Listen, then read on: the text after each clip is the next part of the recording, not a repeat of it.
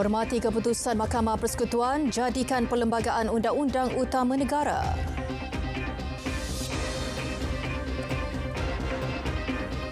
Assalamualaikum, salam Malaysia Madani. Saya Farhatul Asyati Osman. Semua pihak harus hormati keputusan Mahkamah Persekutuan dan kedudukan Perlembagaan Persekutuan sebagai Undang-Undang Utama Negara. Demikian titah Sultan Selangor Sultan Sharafuddin Idris Shah selaku pengerusi Majlis Kebangsaan bagi Hal Ehwal Agama Islam Malaysia MKI sempena mesyuarat MKI kali ke-71 di Putrajaya. Baginda bertitah dalam menangani isu yang berbangkit itu adalah lebih penting mencari jalan mengatasi permasalahan dengan mengkaji kaedah memperluas kompetensi Badan Perundangan Negeri untuk menggubal Undang-Undang Jenayah Syariah dalam kerangka yang ditetapkan oleh Perlembagaan Persekutuan. Usaha-usaha ini termasuk mengkaji sekiranya ada keperluan untuk mencadangkan pindaan kepada peruntukan tertentu Perlembagaan Persekutuan dan atau Undang-Undang Persekutuan yang berkaitan bagi memastikan kuasa Badan Perundangan Negeri untuk menggubal Undang-Undang Jenayah Syariah termaktub secara jelas dalam Perlembagaan Persekutuan tanpa sebarang kekaburan ambiguiti. Tindakan tidak bertanggungjawab pihak yang cuba mengaut keuntungan dengan membawa masuk beras hancur untuk dicampur dengan beras tempatan atau import gagal. Kegiatan sindiket penyeludupan beras hancur itu berjaya ditumpaskan Jabatan Kastam Kedah. Walaupun mengikrarkan trailer sebagai tidak bermuatan, taktik itu berjaya dikesan pihak berkuasa. Pengarahnya Nur Izzah Abdul Latif memaklumkan pihaknya bertindak hasil maklumat trailer yang bernombor pendaftaran tempatan itu berjaya ditahan pada 6 Februari lepas di Jalan Kubur Panjang, Pokok Sena. Pemandu trailer berkenaan bagaimanapun sempat melarikan diri. Pemeriksaan lanjut menemukan 840 guni beras hancur dengan nilai RM105,000. Jabatan Imigresen terus melaksana penguatkuasaan membantras pendatang asing tanpa izin parti. Di Kedah, menerusi op selera, 7 warga asing yang bekerja sebagai tukang masak dan pelayan kedai makan ditahan. Pengarah Imigresen Negeri Muhammad Rizwan Muhammad Zain memaklumkan kesemua mereka ditahan dalam serbuan di sebuah kedai makan di Taman Akasia, Kuala Nerang. Siasatan lanjut mendapati tindakan mereka berbuat demikian kerana mahu mencari wang dengan cara mudah di negara ini bagi menyara keluarga di kampung. Pihaknya turut membuat serbuan di beberapa lokasi lain dan menahan 11 warga asing. Kes disiasat mengikut Seksyen 6-1-C Akta Imigresen 1959 Palang 63 dan Peraturan 39-B Peraturan Imigresen 1963. Manakala majikan yang menggaji pekerja asing pula disiasat di bawah Seksyen 55E dan Seksyen 56-1-D Akta sama.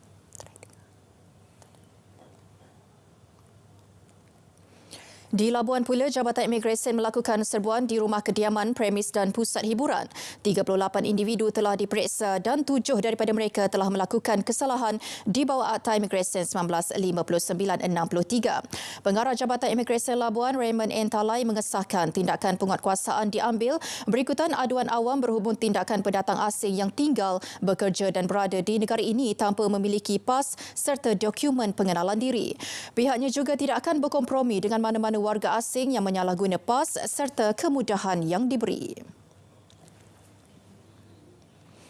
Pelepasan efluen daripada kawasan penternakan lembu mengakibatkan pencemaran Sungai Laka, Sungai Temin dekat Kubang Pasu Kedah. Jabatan Alam Sekitar JAS Kedah mengesahkan perubahan air sungai berkenaan yang menjadi kehitaman dan berbau. Pengarahnya Sharifah Zakia Said Sahab memaklumkan pihaknya telah melakukan rondaan dan pemantauan di Changlun, khususnya kawasan perindustrian Bukit Kayu Hitam selepas menerima aduan awam. Perkara berkenaan telah dimaklumkan kepada agensi penguatkuasaan berkaitan untuk tindakan susulan. Sehubungan itu, Jabatan Perkhidmatan Kuarantin dan Pemeriksaan Malaysia MAQIS telah meminta kumpulan peternak menambah baik sistem kolam takungan sebelum dilepaskan ke alur air. Hukuman terhadap seorang pengasuh warga Indonesia, Yuni Widyasari, yang mengaku bersalah di Mahkamah Magistrate Kangar atas tuduhan menyembunyikan kelahiran ditangguhkan ke 22 Mac ini. Magistrate Nur Syahidah Abdul Rahim menetapkan tarikh itu bagi membolehkan laporan bedah siasat dilengkapkan sebelum hukuman dijatuhkan terhadap tertuduh yang berusia 28 tahun. Sebelum ini, pengasuh berasal dari Medan, Indonesia itu mengaku bersalah pada 11 Januari lepas atas tuduhan menyembunyikan kelahiran pada Disember 2023. Berdasarkan pertuduhan, wanita itu didapati menyembunyikan kelahiran dengan mengebumikan mayat seorang bayi yang baru dilahirkan di Jalan Mutiara Jaya, Taman Mutiara pada 6.30 pagi 21 Disember tahun lepas. Tertuduh didapati melakukan kesalahan mengikut Seksyen 318 Kanun Kesesaan yang boleh dihukum mengikut seksyen sama.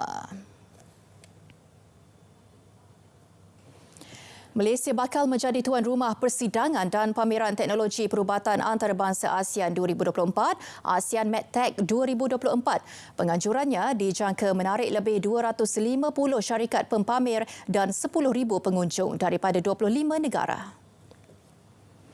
Menteri Kesihatan Datuk Seri Dr. Zulkifli Ahmad memaklumkan penganjuran itu turut melibatkan aktiviti perdagangan antarabangsa dan sesi padanan perniagaan.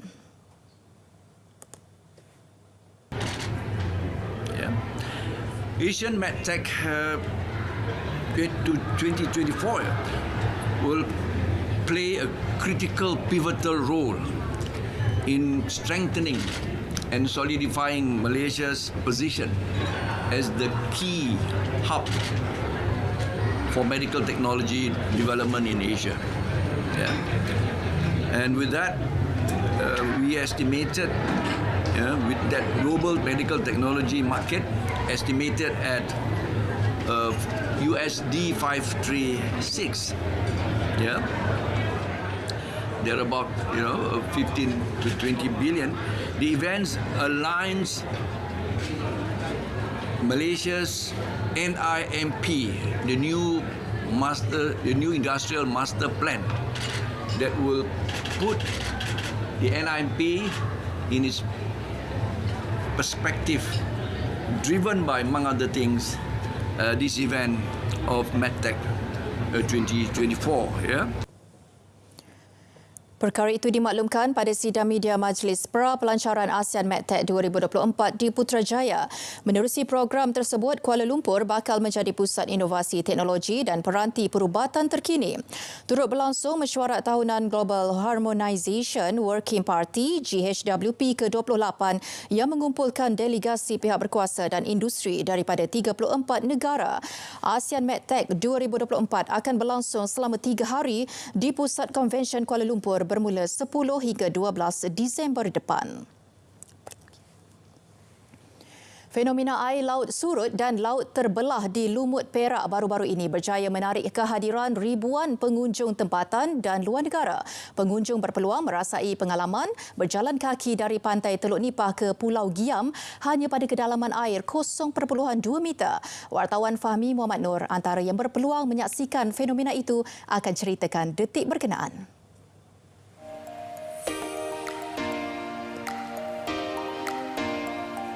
Fenomena alam tersebut hanya dapat dirasai menjelang perayaan Tahun Baharu Cina bermula pukul 10 pagi hingga 12.30 hari selama 3 hari berturut-turut. Jarak berjalan kaki antara pantai Teluk Nipah dan Pulau Giam sejauh 400 meter. Sungguh mengujakan berada di Pulau Pangkor dan anda boleh lihat di belakang saya ketika ini pengunjung berjalan kaki menuju ke Pulau Giam yang mana mereka tidak melepaskan peluang untuk merasai pengalaman sendiri berjalan kaki menuju ke sana. Dan bagi memastikan keselamatan pengunjung-pengunjung di sini, pihak Jabatan Bomba dan Penyelamat Malaysia JBPM turut menempatkan anggota mereka di kawasan ini bagi mengelakkan sebarang insiden tidak diingini daripada berlaku. Memang sebelum ni kita tengok dalam handphone je kan. Tapi akhirnya saya dapat juga tengok, saya dapat berjalan. InsyaAllah saya pun recommend juga. Tapi itulah jangka masa yang lama lah nak menunggunya kan. Rasa best sebab tak pernah kan.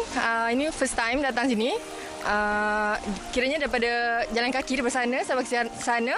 Lepas tu kita dapat tengok ada timur laut, lepas tu ada ketam, ada banyak macam lagi lah. Yeah, it's a unique experience. Never see before and did not know. Came here for Chinese New Year and then find that everyone can walk to this island. We came one time before to Pankor 20 years ago. Now it's changed a little, more development, but still peaceful islands. Nice. Pasca COVID-19 menyaksikan peningkatan kehadiran pengunjung setiap kali fenomena itu berlaku. Ia sekaligus memberi limpahan ekonomi kepada kawasan setempat. Kalau dahulu kedatangan pelancong yang datang memang untuk merasai fenomena ni tu kurang, tapi memang lepas saja PKP memang tujuan pelancong datang ke sini untuk rasai pengalaman merentas pulau ni memang sangat tinggi. Kebanyakan setiap resort ni punya 50 ke 60% kapasiti bilik yang telah ditempah oleh pelancong-pelancong sehingga sebelum cuti bulan puasa. Fenomena ni dia orang makin loudly sebab kita ada banyak platform kan. So orang dah makin tahu, so makin ramai. So package yang ada dekat Pulau Pankor, especially Raya Cina, macam Tahun Baru Cina ni, dia memang ramai. Cuma setiap tahun ni dia meningkat sebab ada fenomena ni. Fenomena air laut surut dan laut terbelah ini secara tidak langsung dapat menyumbang jumlah sasaran 8.35 juta pelancong sempena Tahun Melawat Perak 2024. Fahmi Muhammad Noor, RTM. Baik, senyuman terukir pada wajah Zatun Nur Aulia, 7 tahun, yang merupakan bekas pesakit kanser selepas dibenarkan untuk meneruskan sesi persekolahan. Malah bagi meringankan beban keluarga, Zatun Nur menerima bantuan persekolahan. Pakar berubatan mengesahkan kanak-kanak berupaya untuk memulakan sesi persekolahan seperti kanak-kanak lain. Happy macam mana? Di bawah. Cakap. Best. Bagi bapanya, bantuan persekolahan dari Persatuan Sahabat Kanak-Kanak Kanser Wilayah Utara FOKAN mampu meringankan beban mereka. Secara peribadinya saya rasa sangat gembira lah sebab dapat sumbangan dan tajaan dari FOKAN. So boleh mengurangkan beban kami lah yang terkesan ada. Sumbangan bantuan persekolahan siri ke-7 anjuran FOKAN dalam membantu kumpulan sasar ini turut mendapat kerjasama orang perseorangan serta Yayasan Taqwa yang merupakan badan unit amal di bawah Majlis Agama Islam Wilayah Persekutuan Mawib. Seabad menyampai maklumat, menghibur dan mendidik, konsert Hari Radio Sedunia 2024 meriah dengan kehadiran 1,000 penonton. Berlangsung malam tadi di Auditorium Permatasari, RTM Johor. Konsert 2 jam itu menampilkan persembahan artis pelbagai era dan genre muzik.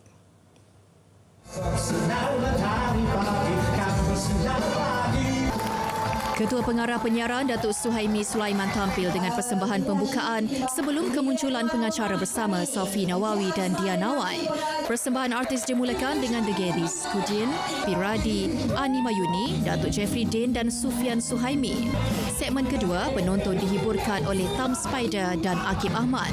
Aina Abdul kemudiannya mempersembahkan sebuah lagu dan medley sebelum Siti Nordiana menutup konsert dengan iringan 3 lagu. Majlis diserikan dengan kehadiran Esko Pendidikan dan Penerangan Aznan Tamim, Pengarah Bahagian Radio Saifuzaman Yusof, Timbalan Pengarah Bahagian Program Radio Narfazila Hashim serta Pengarah Penyiaran Johor Azman Hashim. Selain di TV2, konsert turut bersiaran langsung di Nasional FM dan Johor FM serta RTM Klik.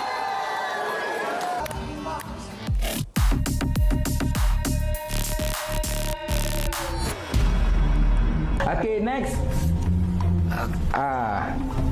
Kesalahan apa? Encik salah apa? Liwat. Oh, liwat. Rela ke paksa?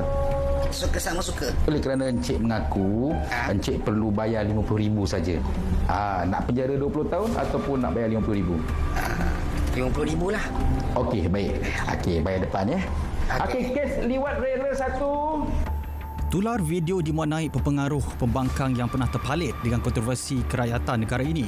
Atas nama parodi, dia menghina mahkamah dengan mempersenda keputusan petisyen Nick Allen.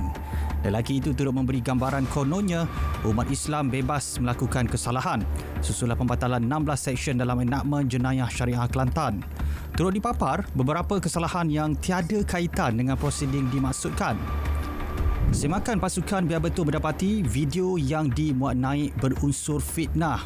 Hakikatnya, pembatalan 16 Seksyen Enakmen Kelantan dibuat kerana Badan Perundangan Negeri melangkaui bidang kuasanya. Namun, jenayah tetap jenayah. Menurut Jabatan Kehakiman Syariah, jenayah yang berlaku di negeri itu kekal jadi kesalahan. Pelaku terlibat boleh didakwa di Mahkamah Sivil. Bagi mengelak fitnah melarat, laporan polis terhadap individu terbabit dibuat sayap pemuda parti amanah di seluruh negara. Awas, jangan sebar berita palsu, apatah lagi menghina mahkamah. Terima bahan fitnah atau maklumat disyaki tidak betul, segera lapor ke MCMC. Biar betul, tak pasti, jangan kongsi.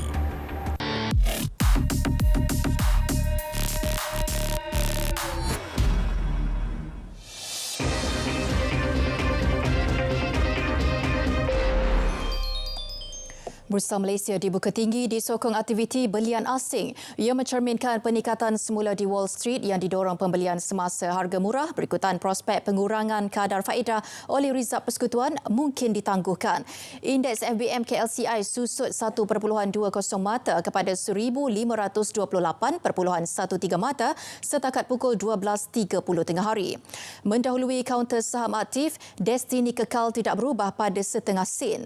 Hong Seng juga kekal pada 2 sen, manakala SM Track meningkat 1 sen kepada 5.5 sen. Beralih ke kaunter saham paling untung, Alliance melonjak RM1 2 sen kepada RM20.70, diikuti United Plantation bertambah 32 sen kepada RM20.4 sen, manakala Dutch Lady bertambah 28 sen kepada RM23.98 sen.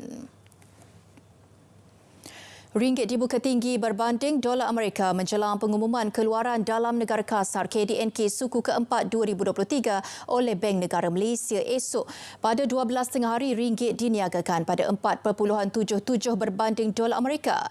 Berbanding dolar Singapura, ringgit disebut pada 3.54 dan berada pada 3.17 berbanding yen.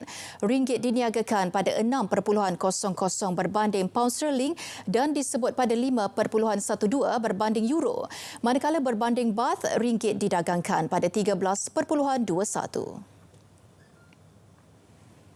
Pro Lintas Infra Business Trust, Pro Lintas Infra BT sasar pelancaran tawaran awam permulaan IPO di pasaran utama Bursa Malaysia Securities Berhad menjelang suku pertama tahun ini. IPO itu bakal merangkumi penyenaraian melalui struktur amanah perniagaan terdiri daripada 4 lebuh-raya yang diperoleh daripada Pro Lintas. Ia merangkumi lebuh raya bertingkat ampang Kuala Lumpur Arkleh, lebuh raya koridor Guthrie GCE, lebuh raya Kemuning Shah Alam LKSA dan sistem lingkaran lebuh raya Kajang Silt. IPO itu melibatkan tawaran jualan sebanyak 539 juta unit sedia ada dalam Pro Lintas Infra BT bersamaan 49% daripada jumlah unit dalam terbitan. 18.25 juta unit akan diperuntukkan kepada pengarah dan pengurusan kanan pengurus pemegang amanah, kaki tangan yang layak serta individu yang menyumbang kepada kejayaan syarikat. Manakala 27.5 juta unit dihaskan untuk permohonan warga Malaysia melalui undian. Yayasan Peneraju Pendidikan Bumiputra berhasrat melahirkan pemimpin perniagaan, profesional dan sosial dalam kalangan Bumiputra. Keperluan seiring pendekatan baharu yayasan itu yang memberi fokus kepada penciptaan nilai berbanding kekayaan sebelum ini. Ketua Pegawai Eksekutifnya Ibrahim Sani memaklumkan matlamat utama pihaknya adalah untuk menyelesaikan isu besar berkaitan penyertaan dan penguasaan ekonomi yang masih rendah dalam kalangan Bumiputra. Masalah ini boleh ditangani menerusi latihan semula serta peningkatan kemahiran bakat Bumiputra bagi memenuhi keperluan sektor baharu dan lama. Yayasan Peneraju kini sedang menjalani proses pendigitalan menyeluruh dengan memanfaatkan kuasa automasi, kecerdasan buatan dan analitik selain membabitkan bekas penerima manfaat. Jelasnya, Yayasan Peneraju ditubuhkan kerajaan untuk memperkukuh pembinaan kapasiti ke arah kelestarian bakat Bumiputra. Penjenamaan semulanya dijadual berlangsung 18 April ini oleh Menteri Ekonomi Rafizi Ramli sekaligus menetapkan hala tuju untuk tempoh 10 tahun akan datang.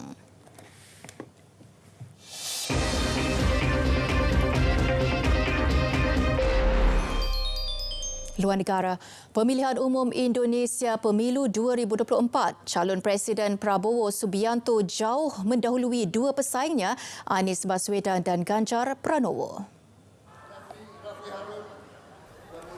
Keputusan kiraan pantas menunjukkan Prabowo memenangi kira-kira 58% daripada 90% undi yang dikira.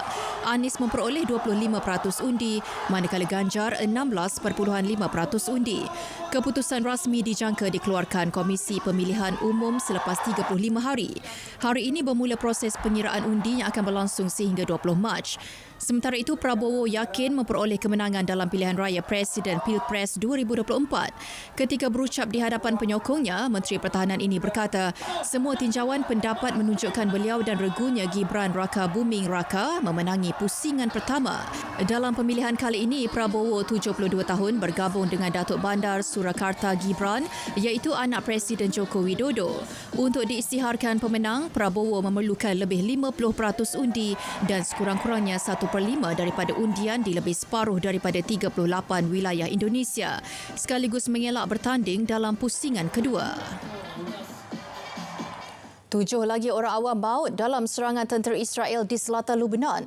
4 sekeluarga termasuk 2 wanita dilaporkan terkorban dalam serangan di sebuah bangunan kediaman di Bandar Nabatiyeh. Manakala 3 sekeluarga termasuk 2 kanak-kanak terbunuh selepas pesawat rejim membedil sebuah rumah di Sawaneh. Angka kematian itu adalah yang tertinggi dalam tempoh sehari sejak serangan rentas sempadan bermula Oktober tahun lepas. Dan susulan keganasan yang memuncak di Lebanon, Pertubuhan Bangsa Bersatu menggesa agar pertempuran antara tentera Israel dengan pergerakan Hezbollah dihentikan.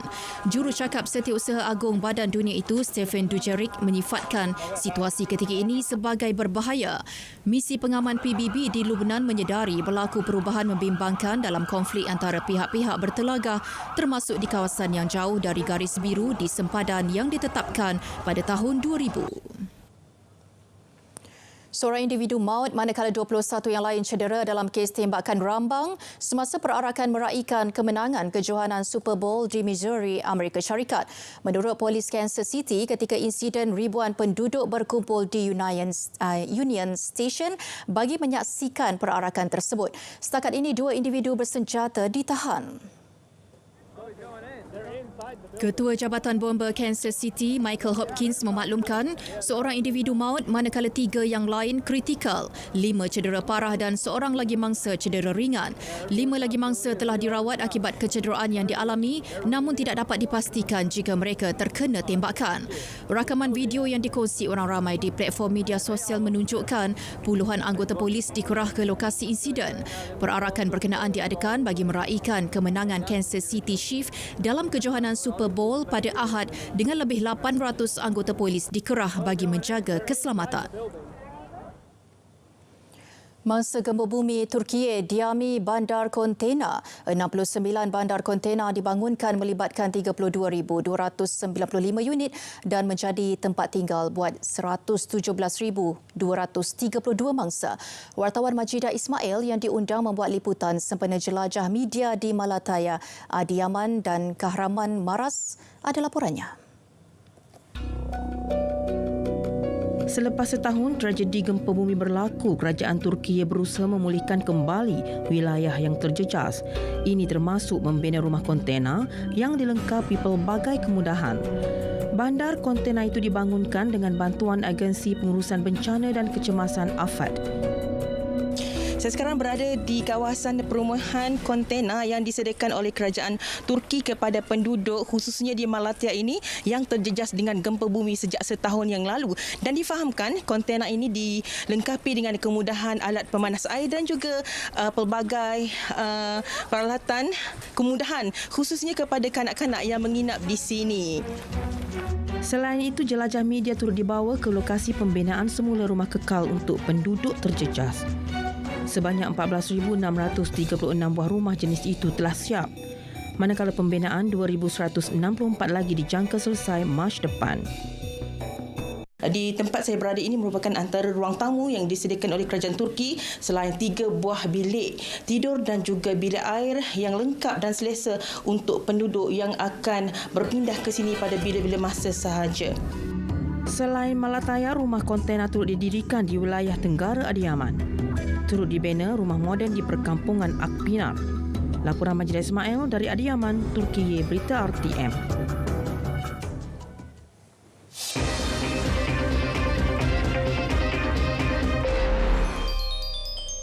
Sukan, kejohanan badminton berpasukan Asia BATC 2024, skuad lelaki negara melangkah ke suku akhir selepas mudah membendam Kazakhstan 5-0 pada saingan kumpulan B semalam. Pertembungan berlangsung di Pusat Konvensyen Setia City menyaksikan skuad lelaki diperkuat jago perseorangan profesional lelaki Li Zijia yang tidak beraksi pada perlawanan sebelum ini.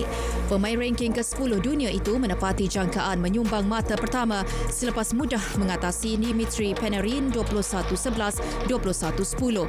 Kecemerlangan itu diteruskan seorang lagi pemain perseorangan Leong Junhao yang menyumbang mata kedua menumpaskan Ibre Bacon 21-8, 21-11 dalam tempoh 29 minit. Mata ketiga negara pula diraih pemain muda Eugene Wee Yon yang mengalahkan lawannya Maksud Taji Bulayev 21-7, 21-9.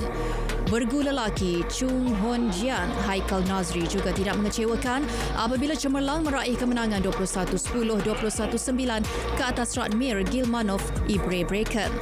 Gandingan ranking ke-22 dunia Go Zifei Izzuddin Rumsani yang turun pada aksi terakhir melengkapkan mata ke-5 Malaysia dengan menundukkan Haid Murad Kulmatov Maksud Taji Bulayev 21-6, 21-2. Skuad lelaki negara akan menghadapi ujian sebenar berdepan Taiwan petang ini yang juga akan menentukan juara kumpulan. Skuad wanita juga tidak kurang hebatnya apabila turut mengesahkan slot ke suku akhir selepas menewaskan Emiria Arab Bersatu UAE 5-0 pada aksi kumpulan Y. Bekas juara remaja dunia Goh Jin Wei meraih mata pertama menewaskan Nurani Ratu Az-Zahra 21-13, 21-9 dalam tempoh 29 minit. Momentum kemenangan diteruskan dua pemain perseorangan seterusnya, Kelly Shana dan Wong Ling Ching yang tidak berdepan masalah menewaskan lawan masing-masing. Malaysia turut mendominasi acara bergu apabila gandingan Pearly Tan M. Tina dan gandingan baharu Tan Jingyi Tioh Mei Zing sekaligus melengkapkan kemenangan 5-0. Skuad wanita negara bakal berdepan cabaran sengit apabila dijadual menentang pilihan ketiga kejohanan Thailand pada aksi kedua kumpulan Y hari ini. Pemain tenis veteran Spanyol Rafael Nadal terpaksa menarik diri daripada terbuka Qatar minggu depan kerana masih belum pulih sepenuhnya daripada kecederaan. Otot pemain berusia 37 tahun itu terkoyak ketika menyertai saingan di Brisbane bulan lepas.